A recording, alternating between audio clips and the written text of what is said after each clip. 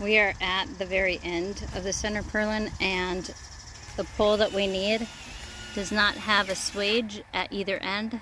This end or that end. Neither end has a swage, so just make sure your last one does not have a swage end, and then we're going to cut it to fit. Okay, it is, in the end it'll be a little bit longer, but Kris is still making sure he goes 4 feet center to center, and then this one will also be 4 feet center to center, and then whatever's left he'll end up using the Sawzall and he'll end up cutting it. And they make it deliberately so that there's a little left over. Kris is now at the very last purlin, and just like I was talking about earlier, you do get some extra distance, so that way you can use your Sawzall and cut the end. So Kris is going to go 4 feet center to center. Yes, can you point to your mark that you made? So he ended up putting a mark where he's going to use his Sawzall.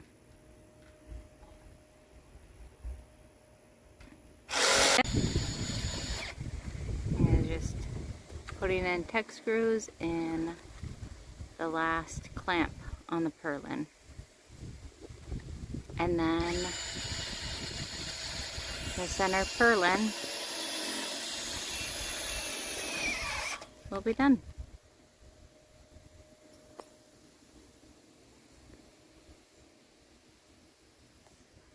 Now I'm going to end up adding the string on for the side purlins.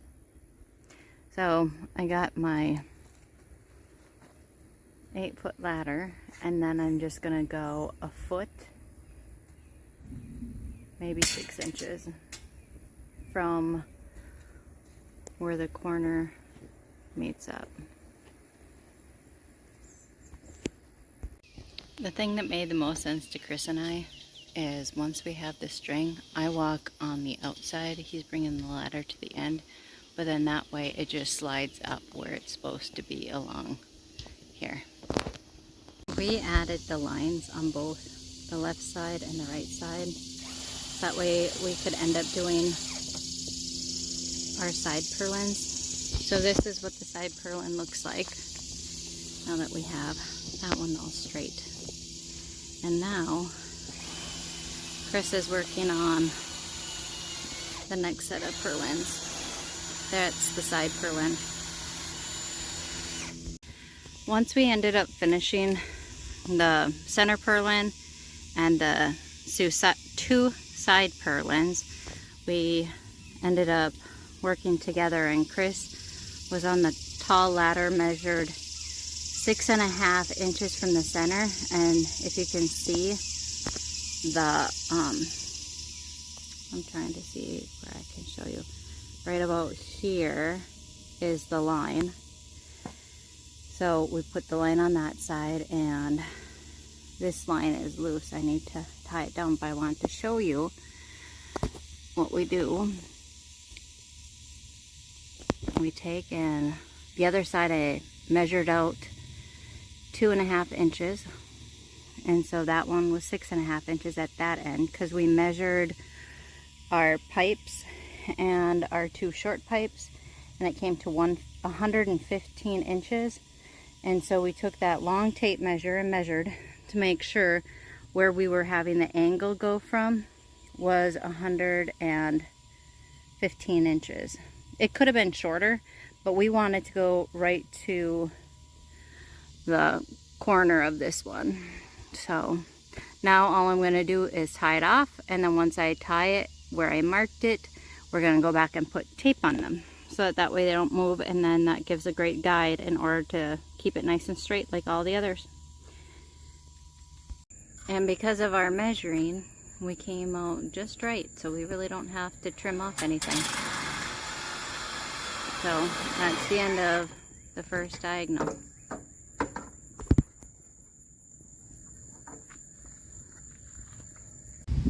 So now, after we ended up doing the diagonal purlins, we're doing the single wiggle wire that's going to run only on the two end pieces. And what people have pointed out is it's best to start on the very bottom right here and then just keep putting the tech screws in as you go up, because once it starts bending, you just put the tech screws closer and closer and it'll suck it up right along the arc.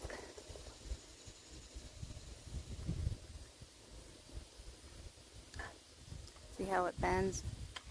As long as you work from the bottom on a flat area, and then your last pieces you just keep adding the tech screws closer and closer and it'll lay nice and flat.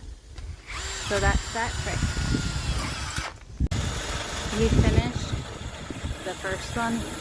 Now he is on to the second one. And then you see how they just butted up really super nice. We finished the two side purlins, well, the center purlin and then the two side and the 4 diagonal. After we finished that, we also ended up doing the single channel that ran up and over the top and back down the two end, only the two end rafters. So now that we have that done, our next step is doing the corner baffles, which we are in the process of doing a double channel on the second rafter, or a single channel rail on the second rafter, and then one on the bottom. We don't have to do one on the top because we already have the double channel rail up there. So that's what we're working on next. Here's Kris finishing up the bottom single channel. Your corner baffle fabric is going to be marked and it'll say 30 feet on it, even though really you're not gonna probably use all that. They give you extra, but it does come in this bag just so that you guys can kind of tell and you know what it is. This is what the corner baffle fabric is going to be like. It's just the thinner see-through type plastic, and then it'll have some markings on it. So that's what it's going to be. Here's a trick that I forgot about last year that would have helped for this year. So the side that I have the shorter plastic on, this side here, if you start doing the wiggle wire up that channel, it works so much easier. And even though it's not that I have a tab sticking out, that can easily be trimmed.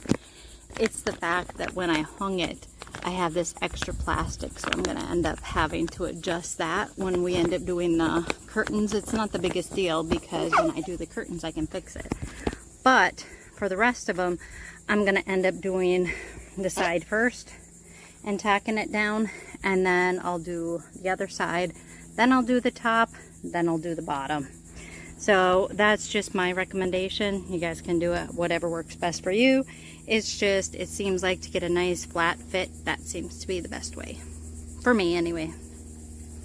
For the two legs of the door, we are measuring from the top of the 16-foot fence board. We measured down 4 feet, and we marked the board, and then went down 6 more inches, and then we started the next board. And the reason why we've sandwiched 2 fencing boards within the middle 2x6 is because in that open spot, we're going to end up using the header board. We're going to have a piece sticking out that'll fit directly inside that hole. So we did it on both boards, and the next board is 8 foot 2x6, and then we had a little extra, and so Kris is cutting off the end, and that should be about 6 inches that he'll have to cut off. So those are how we put together the 2 legs. We finished all 4 of the corners with the plastic. That's the corner baffles. So we put them all in the bottom track, and then we ended up adding the single channel rail and made sure that all the wiggle wire was in, and we trimmed up all the extra pieces, because when you have it roll up sides, you don't want your parts of your roll up side, the bars and the plastic and everything, to get caught. So I trimmed it up. While I was finishing up the corner baffles, Kris had started doing what he calls the plumb bob. I don't know if everybody, knows what that means, or if it's something that his family came up with. But what we did is, we knew that the line is level, and if it's even a little off, it doesn't matter. On the brace that goes, the corner braces, we went and, because everything is, screwed down with the channel, the single channel, so I tied a string going from one side to the other. It should be relatively straight. But then we went and we would have used a marker if we had one at the time, but we didn't. So we marked and flagged the center point, and then from there we went 10 feet, and then we flagged it. You can see that there's the 10-foot mark. There's another flag, and then the same on the other side. We flagged it at 10 feet because we want the center of our boards, our frame, our end frames, we want them to be right in the center where that mark is, because the door is 20 by 10, and by having it right in the middle, then we know that the roll-up doors are going to come right in the center, which I think is a good placement for us. You guys can decide if you want it further to the end or not. You can make your adjustments. But what we did is then we took, or Kris more or less did, he took the string and hung it from the top until it ended up lining up.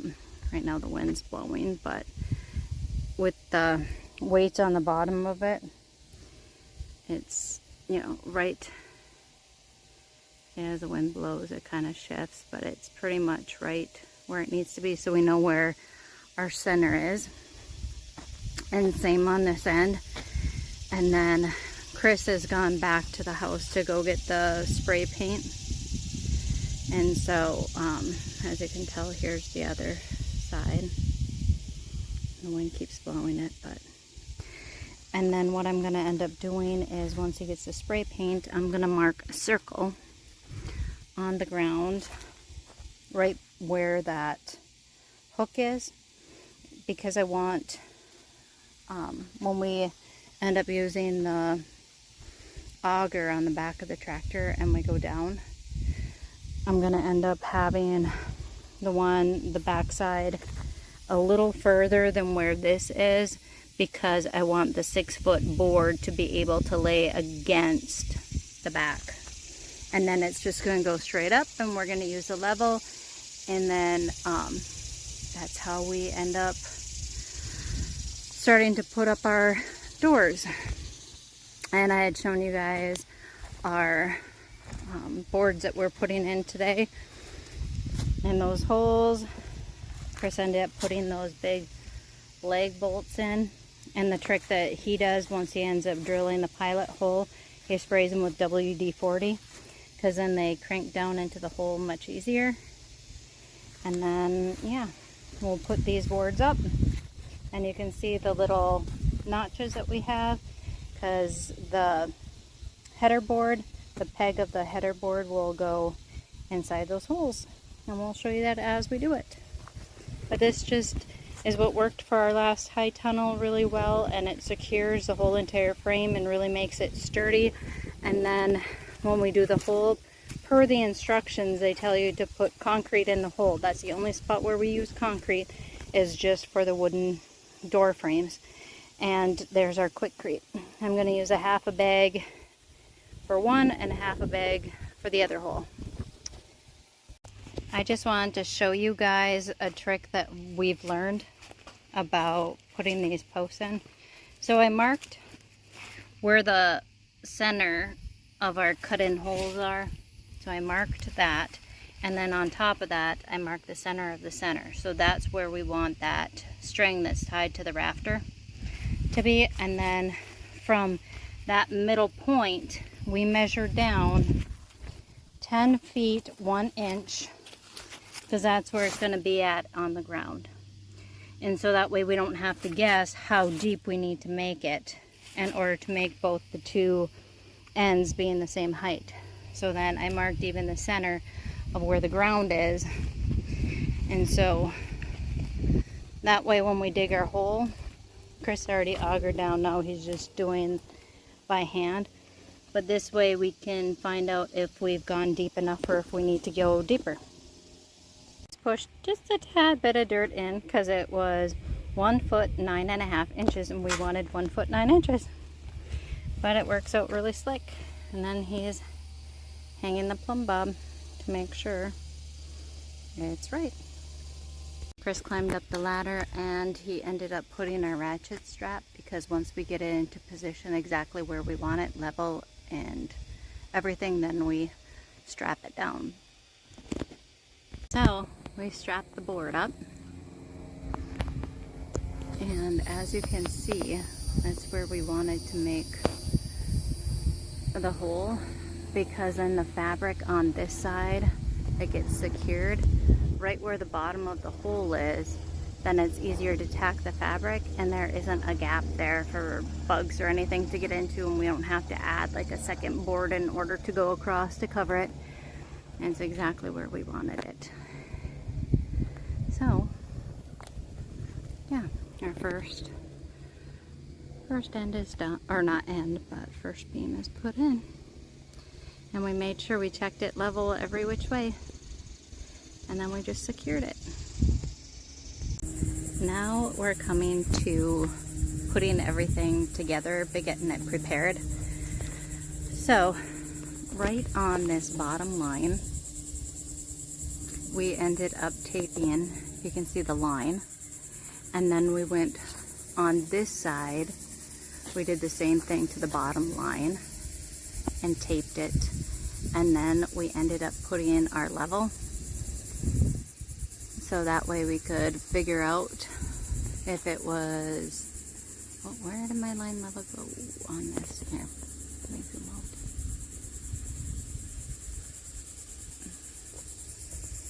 Because the sun's shining, it's hard to see, but we got our line level in anyway. So we made sure it was nice and level, and next we'll be putting our header board up.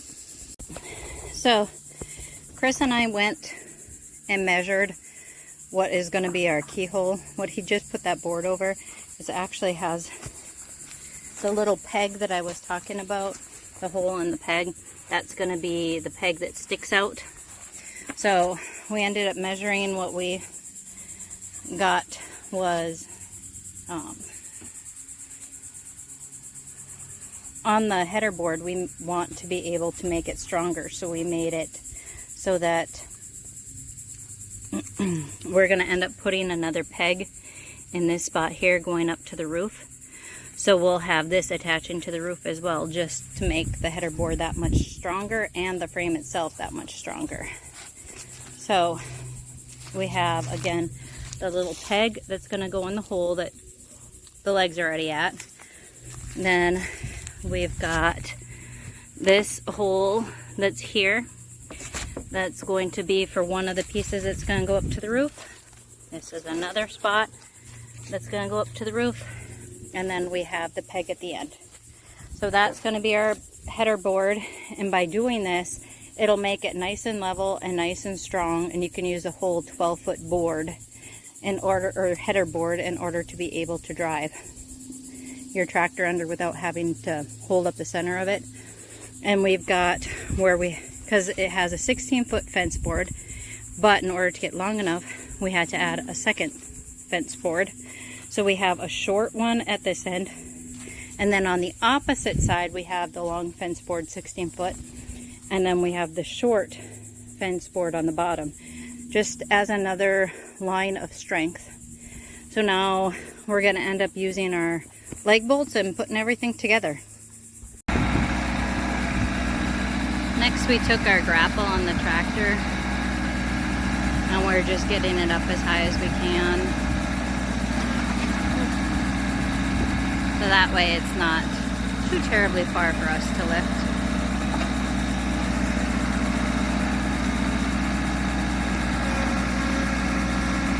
Now that we have both of the two ends done, we're going to end up doing the two that we measured that was on the inside that we left the little cutouts for. See if we can see the sky. So that cutout, and then there's one more. That cutout. So we took, and because I try to make things as easy as possible on us, so where I marked the line, remember it had been 4 feet sticking up in the air, which will make it easy for this beam then for us to go 4 feet up in the air. So then we ended up making 4 of these that were 4 feet with the piece that goes in, the little peg that goes inside the hole, that's 6 inches. So Kris is going to put them in place, and then we'll anchor them down. Once you have all of your center boards screwed into the top and everything's all anchored in, then you cut the end fabric. And we know that 4 feet high is plenty, 20 feet long. So that's what we measured, and since I was 8 feet wide, we actually got the top piece for both ends, and they'll be cut accordingly once they're up there, but that should give us more than enough room. And then this one is divided in half, and it is for the 2 door areas on the side, so like that door area and that door area, so the side of the big huge roll-up door. So that'll be, the next one's being put up, and then they'll get cut to size. We got the end plastic finished. When we end up